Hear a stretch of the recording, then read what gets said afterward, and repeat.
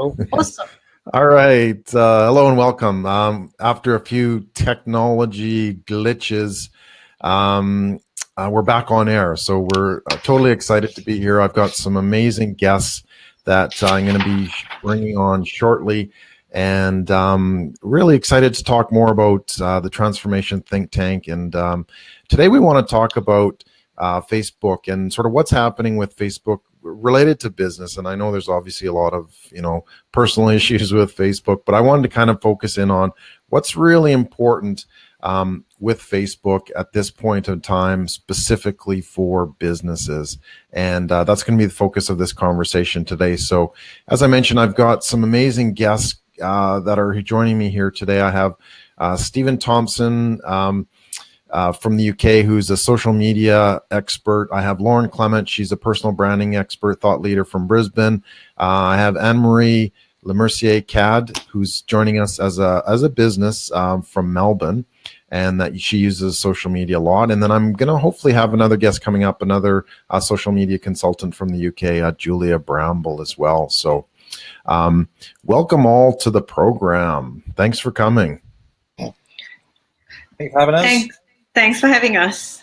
Yeah, cool. So it was quite interesting because we had technology problems earlier on to get started, but let's get right into the technology. I want to get an understanding of some of the big changes that are happening right now with Facebook for business. Stephen, would you like to give that one a go? I think the challenge with Facebook at the moment is no one knows what they're doing with it, in all honesty. I have so many people and so many clients who come to me and think it's just, let's just post something.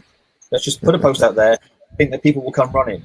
And this is what I try and do in my day-to-day business, is try and educate people, and it's the same not just with Facebook, it's with every platform. I find that people just say, okay, we'll put this beautiful post out and we'll put some copy with it and it'll be out there. And I think what Facebook's responsibility, I think, is to provide some education to people who are not invested in people who are experts, and that's the challenge I'm having every day. And with that, people then say, Facebook doesn't work. But it does work. It's just you don't know how to use it. This is, and this is just a reoccurring problem. This is a reoccurring problem all the time. True. Yeah, no, that's a good point. And sorry, Stephen, I just wanted to get a quick little rundown from yourself of, what you do and who you help with businesses and that sort of thing. So I own a social media agency called Big Daddy PR. Started 5 years ago, literally with zero investment and just a mobile phone. And it was my way of getting out of the day job, because I was working for a radio station and I needed a way to sell radio. And I used social media as my way in because I had a god-awful database. There was nothing in it because the people left and right of me were literally just coming in and raping and pillaging the database every time someone came and sat in the cursed chair. So I used Twitter to educate people and to talk to people in my local area. I then became this mini KPI. I became this person who was bigger than the radio presenters, and people then started asking me, could I teach them to use social so that they can do what I'm doing? Because all I was doing was just having conversations with people. And I explained to people now, 5 years on, that the clue's in the title. It's social. Just be social. Talk to people. It's it's word of mouth on steroids. And you don't want to make it too easy either, Stephen, as you mentioned at the beginning. Pardon? You don't want to make it too easy either, just posting stuff, right? I have three principles which I run by. One is engage. You need to talk to people. The other one is you need to entertain them. You need to give them something that's going to catch their eye. And then the other thing is you need to educate them. And I really think that Facebook, although they put stuff on Facebook where none of us can find it apart from marketeers, if they put that as part of their promotion, more people would get Facebook, more people would use Facebook, more people would use it in the ad spend capacity of it, and would invest in it. I think Facebook is missing a trick, in all honesty. Yeah, no, that's a good point. So Lauren, let's I'd love to hear from you. Lauren actually joins us last week as well. When we're talking more of the sort of political side, more of the personal side. We were talking shit about Facebook, and it's actually quite entertaining because I think Mark Zuckerberg did a great job with his personal brand in front of the Senate and so on. But it's interesting to see the fallout from that Doyle, and I'm interested in what Stephen's saying about the content that people share on that platform, given that Zuck has now admitted that actually they capture everything. They capture everything in your Facebook messaging, in Instagram and WhatsApp. I know it's encrypted in WhatsApp and all that sort of stuff, but basically they are leeching our data. So yes, the platform is free, but we're paying for it. We're paying for it with our data. That's not always a bad thing, of course. Although it has, them's fighting words. Them's fighting words, yeah. But that's not a bad thing. We were watching free-to-air television the other night, and I've got to be honest with you, we don't watch a lot of free-to-air TV. Yeah. And surprise, surprise, the ads came on. And we went, oh my God, what are these things? No, we said the reason I knew they came on was the first line of this particular TV ad was, are you having trouble with your pregnancy? And I went, well, no, I've got a 17-year-old. I'm quite glad I'm not pregnant, Well, maybe they were pregnant. Maybe they were, but it just again became really blindingly obvious. And it's similar to what Stephen was saying. Radio and TV really struggle with this. They cannot be 100% relevant to the people they're talking to because they're going blind. They're just assuming that the particular program I was watching, it was more likely that a woman who was of childbearing age and was interested in pregnancy might be watching the program. Whereas with social media, you can be absolutely 100% accurate. You can know that you're talking to the right audience and be much more relevant than any other channel. So I can't actually see the demise of social media, even though, and I'm interested to know everybody else's thoughts, the delete Facebook, hashtag delete Facebook craze has apparently rocketed out there, and Elon Musk has deleted his account, and all these people are jumping off of Facebook, like rats relieving themselves of a sinking ship. So I'd like to know what everybody's idea around the trend. Are we going to see more people deleting their accounts? Yeah, thank you, Lauren. That's a wonderful question. And actually, we have our last guest here, Anne-Marie Le Mercier, I get that. Le Mercier Cade, sorry. Yes, Anne-Marie. That's right. She's actually joining us from Melbourne tonight. And you run a legal firm, right, Anne-Marie? Yes, so I'm a lawyer, but I also act in, I run Divorce Right, which is an online platform where I work as a mediator and work with couples to empower them to reach peaceful, amicable separation. So now we all know that, talking of divorce, everyone thinks, oh, it's going to be war and it's going to be terrible. And, but so I kind of need to get my message out there that, a peaceful, amicable divorce is actually possible.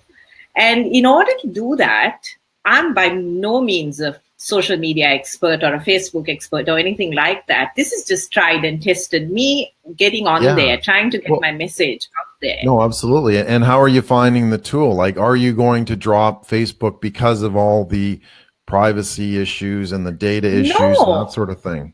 Why not? It's working for me. It's working for me. So, I mean, it's working in the sense that I'm very purposeful in what I do. And I go on Facebook with a particular purpose of getting my message out there. So I might have a personal page. I have a personal page and I have a business page as well.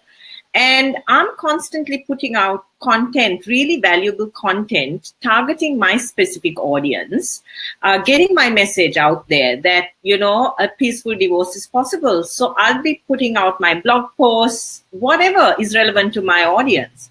And as far as I'm concerned, it's worked for me. And, I kind of tend to sort of share it on different platforms. So I'll share it on Facebook and Instagram and, LinkedIn and cross-reference everything.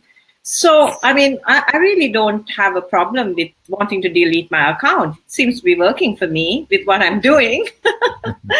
And I was reading something the other day by Zuckerberg had said, he really wants meaningful interactions. And I think that if we are going to do that and make it meaningful interactions, then apparently the algorithm will pick that up. And, the more people that comment and share, and I think if you are going to go out there and actively sell your service or product, you're not going to get as much leverage. I believe in more or less educating people. And if they see that Do you feel that you're compromising your customers or the people who are joining you on Facebook at all, or is there what I'm asking is there a lot of huff and fluff about nothing here from a business side? See, when it comes to the algorithm, quite honestly, I don't worry too much about it, because I mean, if I'm going to worry about the algorithm, I'm going to have to worry about how I'm going to tailor my marketing to suit the algorithm every time it changes every 3 months. And I'm not going to do that. I'm just going to put good content out there, and whoever engages with it, engages with it. And, you know, I find that I'm successful in what I do. It helps me. So, you know, I'm happy to continue doing what I'm doing. And it's going to be interesting to see too, isn't it? I mean, one of the things that this whole scare around data and privacy and so on has brought up is what sort of things people are sharing on social media. Yes. And how private things, and I'm thinking in Anne-Marie's case, she's got an ideal opportunity, because how many people now are opening up and sharing even more stuff, like, oh my God, my husband's just had an affair, I want a divorce, you know, I think my marriage is going to break down, I'm over it, you know, I'm sick of my wife. They share everything now on social media. So chances of you targeting the people right when they're in the midst of this, oh my God, the world is caving in because my marriage is falling apart, and I want to is perfect, because you'll be right there to swoop in and say to them, well, actually, no, it's okay, and here I've got some services that can help you. So I think potentially it's going to get even easier to target people, just because I know what my teenager shares on Snapchat. It's going to get worse. I'm sure. Well, maybe not worse, but it's going to get more open, I think. Yeah, I know. And there's, I think, a degree of anonymity in the sense that, you know, they can sit in that go onto that Facebook page and actually devour that content and get educated and not even comment, because sometimes going through a divorce or separation, they don't really want to, you know, get out there and comment or anything. But, you know, I've had so many clients who give me a call, you know, oh, I saw you on, I saw your message on Facebook. So, you know, they're quietly sort of engaging and getting information and reaching out, which works for me. Absolutely. Yeah. What do you think, Stephen? So, I mean, I ran 2 ads recently, and well, not even ads, they were simply boosted posts just to test on if I was getting the right audience. And both times, my sister-in-law, who was the target demographic, she's then taken screenshots, showed all her friends that, look, Stephen's adverts come up, you know, and it's, you know, she was literally in the right location, the right age group. She was females, you know, she's got, what she then says about me is great word of mouth. And these, you know, and I was running these boosted posts with a £10 investment and getting a penny a view. You know, it's really, really easy to do. And again, but I just, well, I struggle when I explain to people, because they're like, yeah, I just don't get it. And they scratch their head. And I'm like, let me do it for you then. Yeah, but that brings in the whole concern that, I don't know, I guess we live in our own little bubble because we deal a lot with digital. Yeah. And I'm going to bring Julia on after and shortly, and she'll probably talk the same. We all live in our bubble, so we feel that it's good, you know, that you need this data. You need to be able to create a better experience, because if you don't, you're getting the, you know, the ads for this and that have no relevancy whatsoever, right? It was a pregnancy ad, Lauren, that you said? It was, absolutely. And I'm far beyond needing to be pregnant, I'll tell you that much. So but it's interesting, isn't it? I wonder for a moment, and I love that clip that you shared, Doyle, to promote this think tank that we're doing tonight, you know, with Mark saying, just letting you know, guys, I'm going to shut down Facebook so you can all go outside and get in the sun and talk with your families over meals rather than looking at your phones. It's just really interesting. I like to challenge people to think differently about what would the world be like right now if social media didn't exist. I certainly know that media companies and Stephen's business would find it a lot harder to go about their daily business of targeting and being relevant to the right people. And I have noticed of the last few weeks since the last Facebook algorithm change, there's a lot more shit in my newsfeed now. And I mean shit in the kindest sense of the word. I am hiding more posts from people because I don't want to care if you're changing your hairstyle. You know, these posts that go, should I go brown or should I go blonde? Or, it's like, I'm not interested in this. So, I think Stephen's right. We need to think of social media as a tool to connect people. And as Anne-Marie said, to be relevant and to be there when people need you and to help each other. I think the minute it starts to become just a platform that people can say, hey, here's my cat, or, this is what I'm having for dinner, or just get over it, let's be a little bit more relevant than that. Yeah, no, for sure. Cool. And a quick shout out from Natalie Jameson. Love talking shizzle about Facebook. Speaking of shizzle, Anne-Marie, what shouldn't people share then on Facebook? Because you obviously have one of those businesses that could be considered very sensitive. Yes, they should not be venting about their partners on Facebook. Not venting about your partner. Okay. Yeah, you should definitely not be doing that. If you're thinking of separating, you've got to keep it, keep it all under wraps. But some people just want to put it out there, and that's the biggest mistake. So I do run the odd blog post about what you should and should not be sharing on Facebook, particularly when going through a separation. I think it's at the end of the day, it's about common sense. It's a common sense approach, and you've got to try what works for you. And with each industry, it's different. And, it just depends, who your audience is, whether they're going to engage with you. And like I said, just, I've made the mistakes. You've got to go learn. And I think what's really important is that we've got tools like Facebook Live now, which are so useful. You basically have a broadcast station at your fingertips with your iPhone. So you can, when it works most of the time. So, just get out there and be sharing tips and tricks, instead of having to sit and write a blog post, which is going to probably take you an hour, just put that content out there for 5 minutes. Yeah, exactly. So what would you like to see, Anne-Marie, what would you like to see next for Facebook in terms of what you can do with it for your business? Like, what do you think Facebook should be doing next? Well, I find that Facebook Live is very useful. Another thing that I find very useful is Facebook groups. And I'm a member of a lot of Facebook groups and masterminds, and I get incredible value from that. So maybe, some improvement or, giving preference to that would be very, very useful, because I think, I'm a member of a lot of groups that have lawyers, not just in Australia, but around the world. And it's just incredible value that I get. So in so many different industries and services, products, whatever, maybe they should, and maybe Facebook is going that way. Maybe they are targeting it, businesses. And if businesses really share more valuable content, you'll get the preference. Maybe that's how it works. I don't know how the algorithm works, but maybe that's how it goes. Production value, I guess. Yes, and the whole concept of really trying to get out there and share valuable content. What do you think, Stephen? I think it has to be valuable. That value has to be the underpinning of anything. If you go back to January when Facebook announced, or everyone else announced, Facebook Zero, and I was like, it's not Facebook Zero. It's not Facebook Zero. And when you just put out good quality, engaging, entertaining content, if you're doing that from the beginning, you've got no problem.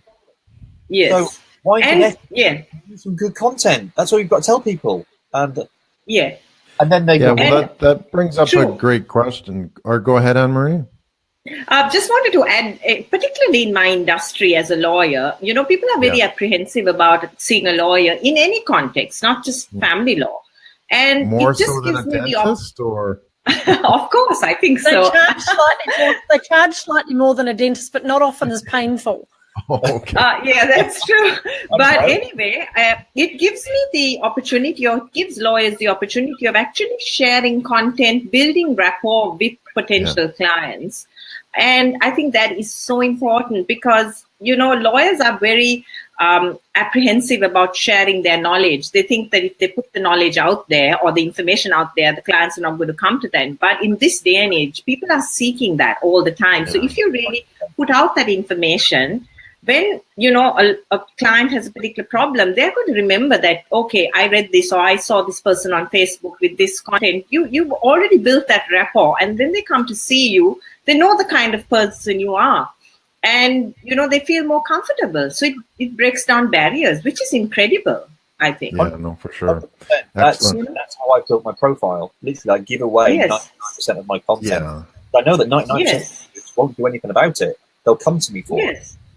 Yes, of course. So You do know that a dentist and a lawyer were once at a party together, and the dentist said to the lawyer, I hate these parties because whenever people find out I'm a dentist, they will say, look, I've got this molar and it's a big problem and so on, and they expect me to help them. And the lawyer said, I just find if I send them a bill for the work that they leave me alone. And the dentist said, what a great idea, I'm going to do that. And on Monday morning, got a bill from the lawyer. I'm not surprised. So precisely, they're apprehensive, and so Facebook's an excellent platform for me to get out there. I've got a question for Stephen regarding this content. So, and I agree with you. Lauren, just before, I want to just move things along. I actually have Julia Bramble. She's sitting there in the lobby right now. So I want to bring her in, and I really want to thank you as well, Anne-Marie, for your time and talking about the insights of your business as well. I really appreciate it. And if you want to hang around in the lobby for a few minutes or whatever, just do that, or whatever the case may be. So thank you so much for joining us, Anne-Marie. Thank you for having me. Appreciate it. Yeah, no, thank you. And we'd love to have you on again as well. Yes, for sure. All right. Okay. So now let's bring in Julia Bramble. She'll be joining us in just a moment. All right. Hello, Julia. How are you? Hello. Yeah, very good. Thank you. How are you? Yeah, fantastic. And Julia, you're joining us from where in the world are you? I am in the UK as well. I'm in the southwest, so between Exeter and the sea, which is a nice place to be today because it's sunny. Yay! Excellent. Yes, at last we have sunshine. Good stuff. And so you are a social media consultant as well. Is that, just to clarify, what you do? Yeah, absolutely. I mean, I focus in on Facebook ads a lot because that's what I get asked about a lot. But yeah, social media broadly as well. Yeah, no, that's cool. And so we've been having the discussion about, actually, one of the points I'd like to maybe continue on with that was brought up by Anne-Marie about, the actual business side of it is should content be prioritized in the algorithm based on, quality and priority and how you actually produce it? What do you guys think? And let's start with you, Julia. Okay, thanks. Well, we don't really have a choice, do we? Because content is now being prioritized in the feed based on the value that is being measured by the engagement that it gets back. So that's the way that Facebook are actually measuring the value of our content, is the engagement we get back. And no longer does engagement just mean getting a click or throwing an emoji up. Engagement actually means now, in Facebook terms, actually taking the time to write out a sentence. Because as they said at the time, the fact that you go into your mobile and go through those painful steps of actually tapping in those letters individually means that you actually care about that content. So whether we like it or not, that is the way it's being measured at the moment. And I know previously in this conversation, Anne-Marie was talking about the fact that she was sharing valuable content, and a lot of her prospective clients were seeing it was helping to break down barriers, but they weren't necessarily responding to it on Facebook itself because they didn't feel comfortable in doing so. And actually, the way the algorithm is looking now, she might find that, in the future, as things go, that might actually prove to be difficult, because if she's not getting people responding, then Facebook might start to sort of deprioritize her content. It'll be worth looking at. Yeah, well, and that's sort of a big dilemma too, is if you're sharing good content and maybe, what can you do differently to get more engagement? Like, is engagement really a fair measure of the value of content? Yeah, absolutely. I wouldn't say that it is necessarily, because so many people, and I know this from my audience and my prospective clients as well, so many people love, as Anne-Marie said, just taking content on board and using it and not necessarily feeling that they've got to respond in any way. They can be there and they can be anonymous. So no, it's not necessarily the fairest way at all. I'd love to know what the others think about this as well. Yeah, definitely. Stephen. I'd have to agree with you. Most of the internet are stalkers and lurkers.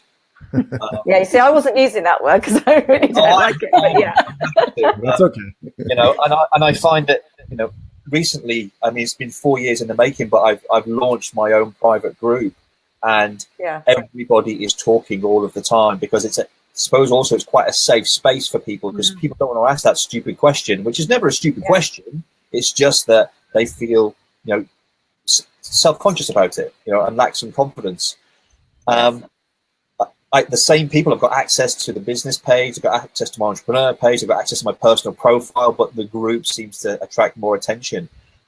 For me personally, I want people to leave some comments. I want them to write so that I can then engage with them, talk to them, build a rapport, and trust all the cliched marketing terms, because that's valuable to me. But what is valuable to them, I suppose, maybe is that content. But it takes more effort, though, Stephen. Of course it does. People are lazy. You can click on a like, right, or a love, or a Who wants likes? I'd rather have an angry face. Yeah, but I mean, do you decide then to share content that you know is going to get a reaction? I mean, are we going to start to be more prepared to post things that are a little bit left of centre, that are a little bit more compelling for people to have their say on? Are we going to start to get a little bit more cutting edge or real or opinionated on social media in order to create that exchange? What do you think, Stephen? I love to get opinionated, in all honesty. That's part of my personal brand. And I say to everybody, you know, you need to be you, be real. You know, and if you can have an opinion on a piece of content or something that's going on, obviously don't go left field. No, that's left field, isn't it? You know, you don't have to go completely off piece, but have an opinion and be valuable to people. You don't have to be valuable to the whole world. You know, look at your niche and what you can deliver. But I really feel that everyone needs to be true to themselves. You will attract some people, but the best bit is you detract the ones that really are not going to buy for you, are not interested in you. Yeah, it's almost worse to be vanilla, isn't it? You're better to be one or the other. Just don't sit on the fence in the middle there. So. Yeah, but let's be completely honest here, right? We're not all rock stars. Right? You are Lauren, you are Stephen, and Julia. Yeah, you probably are a rock star, but not everybody's a rock star. Well, I don't know about that. I do you think it's also about keeping up with the times? And I'm always looking at what the trending topics are that are going on at the moment, and can you make a comment or an opinion? So, for example, here in Australia, there's been a massive, the east coast of Australia, because everywhere else no one cares about rugby union, but over here there's been a big bust up because one of their star players, one of the Wallaby players, who's a Christian man, and he stood up and stood for his beliefs and said that he believes that all homosexuals are going to hell. Now, that's created an absolute storm in the media, let alone social media. Julia, how would you react to that if you had the opportunity that someone was saying something in broad media that you could comment on and do it in such a way that you would attract people to comment, like Stephen's saying, but have it that it wouldn't exactly start World War IV on the internet? Yeah, absolutely. It's a fine line, isn't it? And I think, as Stephen said, we've actually got to be true to ourselves about this, because I think the minute you start, if you like, jumping on the bandwagon and trying to make the most of stuff that is in the media already for your business, when it doesn't sit properly, either with the business or with your personal beliefs, then people can see right through it. But if you can then add a comment into that or your view into that, and I think maybe we have got to be a bit braver.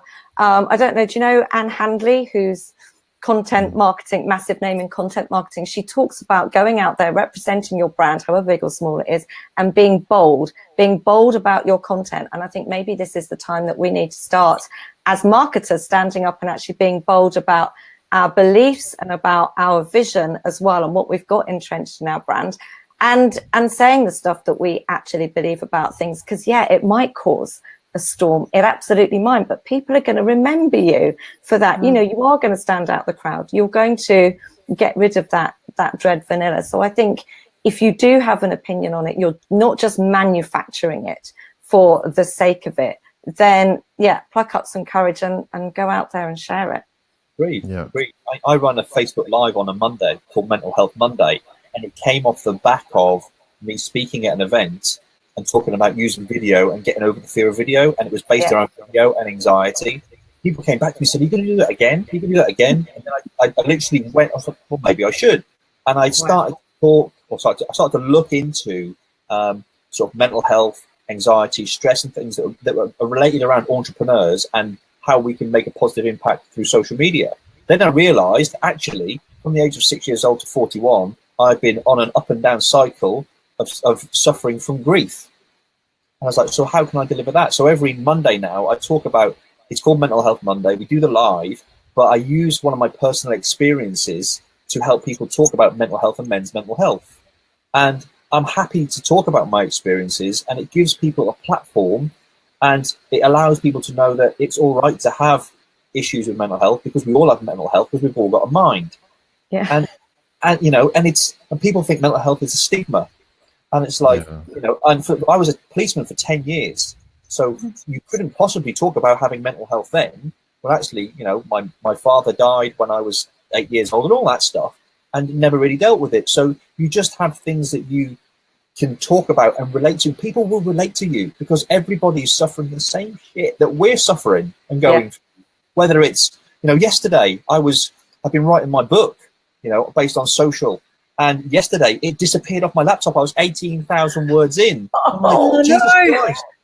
And I'm like, where's it gone? I've still got the contact page. I've still got the book pitch, but I'm like, where's the book? But people go through this. So if you can share, you don't have to go and share your dirty laundry, but if you can share real life experiences that give value to people, the right people will be attracted to you. Yeah, and so this is a nice balance too, isn't it? Because so much of the time I see, especially with younger people, but I see it with women a lot, where they compare themselves to other people's lives that they see on Facebook, perfect lives. It's a nice balance, isn't it, Stephen, to have real stories. Do you think the real stories are the ones that engage more as well? I know, Julia, I've posted stuff before that's been, hey, look, this is a challenge. This is something that's happening that's been hard for me. And that seems to get more engagement than the, hey, I'm having a great day type ones. Yeah. I think people are looking for that. Go ahead, Stephen. Just saying, who wants to see everyone having a great day? I'm having a rubbish day. And people That's true. That's up the game, right? That's the big content that Julia was talking about, right? Yeah, and actually, as small businesses, this is where we can completely win if you want to think about competing against the bigger brands, because they really struggle to go out there and share anything like this, because they've got to get it past compliance and goodness knows who else. And also, they're not human, are they? They are just a brand, whereas we, who are actually smaller businesses, who are actually a collection of humans or a single human going out there and running this business, we can talk about this stuff whenever and however we want to, and we can actually use it to relate to people a lot more easily. And I think, you know, a lot of small businesses think, oh my goodness, I can't go out there and compete with the bigger brands that are doing this. Actually, you've got some real advantages. Yeah, cool. We have a quick shout out from Lyndon, you old mate. This is fun. Thanks for joining in, Linda. And actually, we have a question from Helen Westlock. And actually, I'm looking at the interface, and they have backed up the privacy. I'm going to have to say, because you can no longer see your pictures. Which is actually quite interesting. I think Be Live and the privacy issues have gotten the best of the tech. Anyways, we have a question from Helen. How should I target my eczema and psoriasis sufferers? Boosted post, blog, or live video? What do you guys think? All of the above. All in what priority? I think you've got to look at what you're comfortable with first, I think, and tackle that. Because it's got to be, you know, I'm comfortable with video. I can sit on video all day long, just like you guys clearly can. But if you're a really good writer, I mean, I had this in the group the other day. It was, should we use live video? Should I use post? Should I blog? This gentleman is a beautiful, beautiful writer, and he articulates himself so well. But he's very, very softly spoken. Whereas I've noticed my lives have gone up in views and shares when I'm a bit more energetic, you know. But he doesn't have that level of presence. So for him, I would suggest go for written and then test. So go for something you feel really comfortable with, and then start to test. Go from there. So if live video is a way to get it across, go for live video and then test other pieces, or vice versa. Do what you're comfortable with. Helen, I would suggest from a branding point of view, to really think about your strategy. And I hope I'm not jumping in on top of Julie here, because I'm sure she's going to say something similar, although she'll have loads more than I will, given that social media is your thing. But from a branding point of view, I would suggest that you think that social media is just a channel. It's just a way to engage with people. You need to have a strategy that says, okay, when I'm sharing this content, when I'm getting engagement, when I'm talking to people, what do I want them to do? So do I want to link them back to my blog post or my downloadable book or my solutions or my web page or my help? So it needs to be a broader strategy. And then you can create a content plan around maybe eczema's worse at the change of season. Maybe that's a perfect time to be talking about it getting hotter for summer, or wool upsetting your eczema when I've got eczema, so I know what you're thinking. But, or different remedies or different new creams that are out, or diet or whatever. So building a whole content plan, but with the end goal in mind. What do you want them to do when they engage with you? Where do you want to send them to find out more, to download something, to get into your family, your tribe, your database, so that you can really start to engage with them more closely? Yeah, perfect. Yeah, absolutely. I couldn't agree more. Well, also, I would, if you are talking to your audience at all, ask them what type of content they enjoy consuming, and you will probably get a range across the board, but you might find that one form of content wins out. So if you've got a boost post, your boost post has got to boost some form of content. So you've got blog, or you've got video, or you've got live, so you can go for any of those. You might well find that your guys love video, so actually maybe thinking about a blog as the first form of content isn't necessarily going to be the best for you. And then you can think, well, do I do a Facebook Live? Do I then repurpose some of that and actually edit it a little bit and put it up on YouTube so that I create once and use more than once? Or how do I go about it? But if possible, find out what your audience would like. And so what about video testimonials? Helen kind of follows up with that question. Would that be something? I don't know. How would that be practical? Totally. I advise my clients to add testimonials into the mix all the time. And if you've got video testimonials, yes, they are incredibly powerful, because we know that people don't necessarily trust written testimonials anymore. They've seen too many people faking them, but a video testimonial is massively powerful. And of course, don't forget that you can run a video testimonial as a Facebook ad, just like you can run any other form of video content. Yeah. How would you do that live though? Or could you do testimonials live? I could talk about how, Julia does her business and how awesome she is, an amazing person and social media magician. Does that come off as authentic in the live platform? What do you think? To me, that would come across even more authentic if it was captured live. But if you're going to go out there and present a live stream on any platform, you want to also be thinking about imparting value of some sort, whether that is just encouraging a discussion that everyone jumps and joins in on, or whether it is more of, a giving hints and tips type of live stream. So I think having testimonials as part of that would be great, but just having that as the entirety of the live might be a little bit weird. But I'd love to know what you guys think on that as well.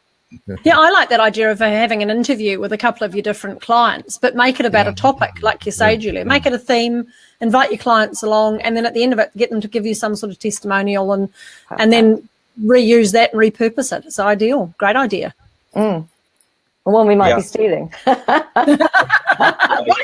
cunning plan. Now we know why we come up with it. I ran a workshop in January, and we ran it on Facebook Live for 2.5 hours. Oh, really? But what I've obviously missed is some people, because so we did this 2.5 hour workshop, and then about the last hour I was inviting people to sit next to me on a chair, and I was giving, and they were asking me questions. We do Q&A, and that worked really, really well. Then the next take on is then I could have said, okay, let's continue the live and let's get someone's thoughts after it. That would have been great. Yeah. That would have been next time. Absolutely. You'll be there. Yeah, no, perfect. So we talked a bit about, what businesses can be doing. What should businesses stop doing with social media? Dump and run. Yes. Dump and run. What's that? Yeah. Well, you just, especially with groups, you go into a group and you dump a, hey, I'm doing a webinar and come along to it or buy my shit or whatever, and then run and leave. And you're never in that group again for another month. And then you're only back in again next month because you've got something else to sell. Dump and run. It's the worst. I love that. I find that a lot of businesses, corporate-wise as well, they market to themselves. And like, what is the point in that? You know, I've worked with people in the past who have done this. Yeah, you know, what is the purpose behind this thing? Well, because it's nice. I like it. It's like, yeah, but you're not marketing to you. You know, you're a 55-year-old business owner when your target audience is 35-year-old men who drive sports cars. Yeah. You know, you don't market to yourselves, and be mindful of, you may not get the reason why it's being done, but if you trust the person or the company or the whoever you've got doing it, then you know you can't be allowed to know everything. Can't be allowed. You can't possibly know everything to do with your business. That's why we bring experts in. That's why we hire staff. You know, I don't know everything in my business, and I have to take the lead on certain people, or let them take the lead to market to my audience, because sometimes I'm so in the business, I'm not on the business. Yeah, that's so perfect. Don't market for yourself. And stop using it without knowing actually what you want to achieve. Like, 100%. Stephen, you've probably heard there's been a huge storm this week because Wetherspoon's low-cost pub chain here decided to delete all its social media profiles, right? Massive news, but actually not massive news at all, because if you go and look at the social media they were doing, it was completely obvious that they had no strategy. They were relying on all the managers of the pubs to kind of put out stuff occasionally. And the chairman actually turned around and said that we believe if we close all these, it's going to have no appreciable effect on our business. Like, he didn't even know.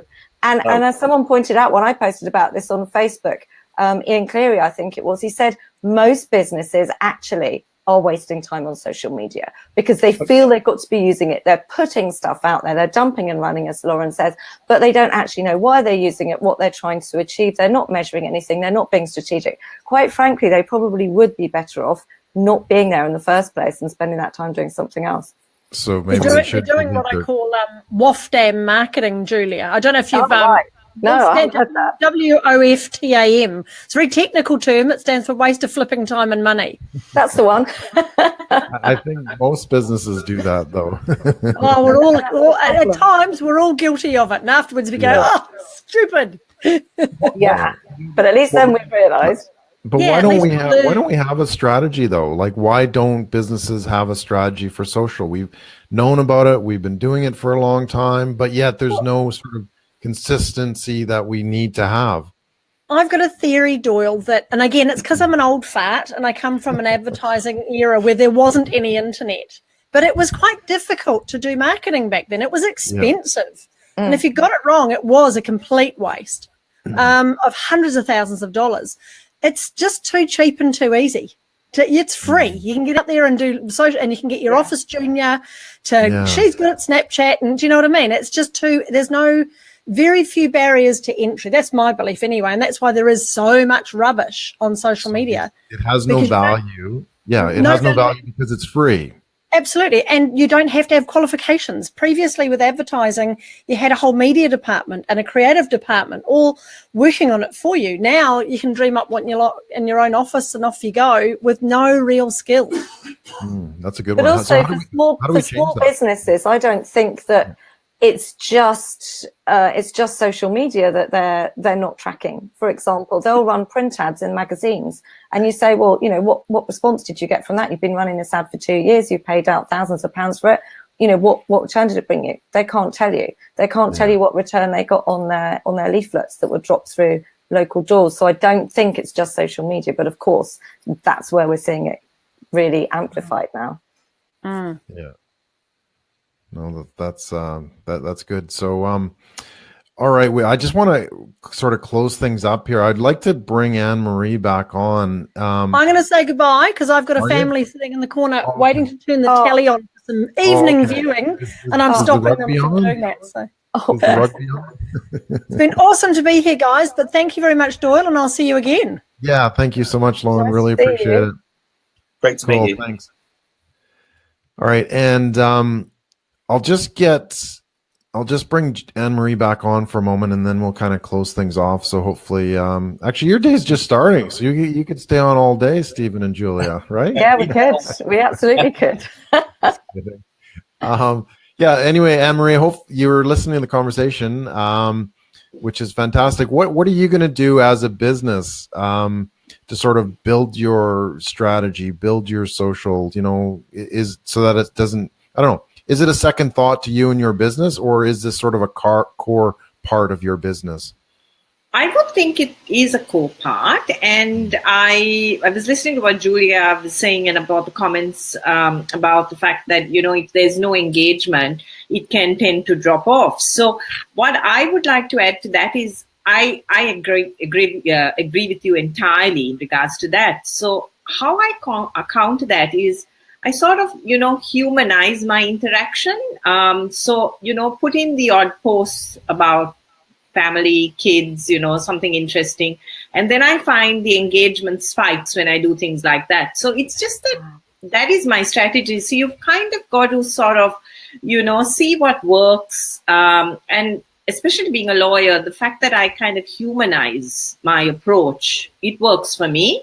And another thing I think that would work, which I'm thinking of actually implementing, is probably running some sort of a challenge, which I think would, probably a 7-day challenge on, are we meeting our goals, or, just something as an example, something like that. But if you do things like that, you create more engagement, and people, who really don't want to comment on certain posts, they would really get engaged. So if I would run probably in my area a challenge on, how mindfulness and whether we can really, keep on track and, be able to, just whatever, you've got to kind of shift and, think about whatever it is works for your audience, but that would create really good engagement. And, people would be sharing that post with other people. So I think that is a good way. What do you think, Stephen and Julia, before we close?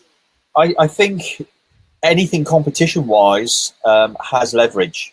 And I think as long as you do it in the right way for your audience, I see a lot of that happening in a positive way on Instagram recently, more so than Facebook. But that's just because where I've seen it more and where I've seen people using it more. But anything that you can interact a person with, even if it's a question, question of the day, or asking for people's opinion. What do you think about this? This is my opinion. What do you think? Anything that can encourage some engagement, and if you're consistent with it, if you put one out, and maybe because challenges are that 10% of your audience will only ever see it, so you need to keep that consistent flow. But go for it. Why not? Fantastic. Yeah, absolutely. And I think you hit the nail on the head, Anne-Marie, talking about being more human and humanizing it, because actually that's what the Facebook algorithm is driving us to. But that's great. I mean, that's what social media was all about in the first place before the marketers got hold of it, wasn't it? It was about humans going out there and interacting and connecting. And we kind of jumped on there and talked about conversions and clicks and pixels and funnels and all that malarkey. And we've forgotten that there are humans sitting behind these screens and these devices, and actually what matters to them is probably completely different from what matters to us as marketers. So I think this change is actually really powerful for us. And you'll see that Twitter is doing a similar kind of thing. They're now actually standing up and saying, look, we told you that you couldn't just tweet the same stuff over and over again. And now we're actually enforcing that rule, because this isn't how humans interact with each other. So we've got to actually come back and think about us being human. We have to be more social. Yeah. 100%. Here's the title. Yeah, absolutely. So let's get rid of all the marketers then. Let's do that. Let's see what it looks like then. There's too many. There's way too many. And there's too much fluff going on. It really shocked me a few weeks ago where quite a well-known marketeer in the UK came to me and said, oh my God, look at this change on Twitter. Now we're going to have to not post everything across all of these fake accounts we've got set up to increase our clients' leverage. And I'm like, you're doing what? And I sat there and think, did I miss a trick? Did I not set up loads of stupid? No, I didn't set up loads of accounts. Why would I do that? Because it's just fake and vanity. And I was like, Twitter. Oh, you're making it so hard, Twitter and Facebook and everybody else. I think the whole idea is we got to get out there and confuse the algorithm. Yeah. Normal. Whatever that might be. Just be a human and talk to people like you do 20 years ago. It's like I'm trying to teach my daughter. She's like this, thumb tennis. And so if you speak to people, you actually speak to people, you'll get so much more interaction. You know, I'm a massive advocate of going onto Twitter and doing a video reply. Show the person who's behind it. Go into their bio, see what's in their bio, see if it's relevant to you. Say, hey, I love the fact you love snowboarding. Me too. Yeah. Thanks for following me. And they're like, boom. And it just goes crazy. Anyway. We can talk about it all evening, all day. Yes, all day. Absolutely. Yeah. Anyway, I really want to thank you, everybody, for joining me this evening for the Transformation Think Tank Show, the live edition. I actually have an interview series as well that's exclusive to LinkedIn if you ever want to join me over there. Thank you, Lauren, for joining us, who's had to leave shortly. Thank you, Julia, for joining us. Thank you, Stephen. Thank you, Anne-Marie. I really appreciate your time and your insights and ideas. It's fantastic. And what I really love about all of this is that, you know what, we're talking from around the world, right? I'm in Perth, Anne-Marie's in Melbourne, you guys are in the UK, and Lauren was in Brisbane. And to me, that's really the true power of social media, is how do we actually use it to connect people around the world. So absolutely love it.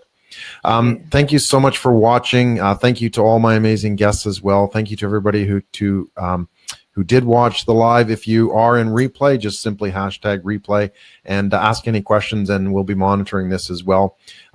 If you guys want, just post your links as well to how we can get in touch with you, whether it's a personal profile or whether it's one of your Facebook pages or groups or whatever. I would love to sort of connect with you guys in more depth as well. For our audience, if you enjoyed the show and you found it useful, please share, like, and leave a question or comment. Go to breakthrough.digital to start your journey of digital transformation. You can join as well the Transformation Think Tank Facebook group, which is a new group, and I'll post the link as well. My name is Doyle Buehler. Thanks again to all my guests, and we will see you guys online. Take care. Thank you. Bye. See you later.